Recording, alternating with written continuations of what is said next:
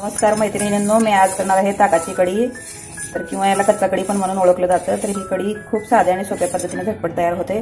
आपण जे लोणी काढतो ना त्याचं खाली ताक राहतं ना, तर त्या ताकापासून मी करणार आहे। आंबट आणि थोडंसं सब्बक हे ताक आहे, तर याची मी कढी करणार आहे। खूप थोडं साहित्य लागतं याला।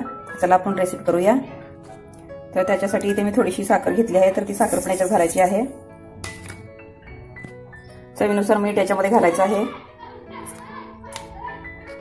याच्यात थोडीशी कोथिंबीर घालायची आहे। याला व्यवस्थित हलवून मिक्स करून घ्यायचं आहे। तर चला तर आपण याची जिवंत फोडणी करून घेऊया। फोडणीसाठी इथे मी गॅसवरती पळी गरम करायला ठेवली आहे।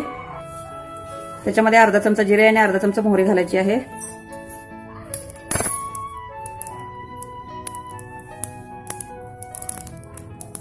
त्याच्यामध्ये थोडंसं तेल घालायचं आहे। याच्यामध्ये मी 1 चमचा लसूण पावडर घालत आहे, तर तुम्ही लसूण पण ठेचून घालू शकता। याच्यामध्ये थोडीशी हळद घालायची आहे। लसूण व्यवस्थित लालसर होऊ द्यायचा आहे। याच्यामध्ये कढीपत्ता घालायचा आहे।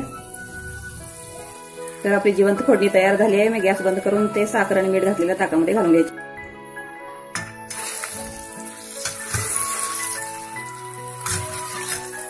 व्यवस्थित त्याला मिक्स करून घ्यायचं आहे। बघू शकता आपली कढी किती छान दिसत आहे। तर ही अशी कढी आपल्या जेवणाच्या ताटामध्ये असेल तर आपल्याला पचनक्रिया पण व्यवस्थित होते याच्यामुळे, आणि जेवण पण रुचकर छान लागतं। अशा पद्धतीने तुम्ही कच्चा कढी करून बघा, खूप छान लागते। तर हा व्हिडिओ आवडला असेल तर लाईक करा, सबस्क्राईब करा आणि शेअर करा। धन्यवाद।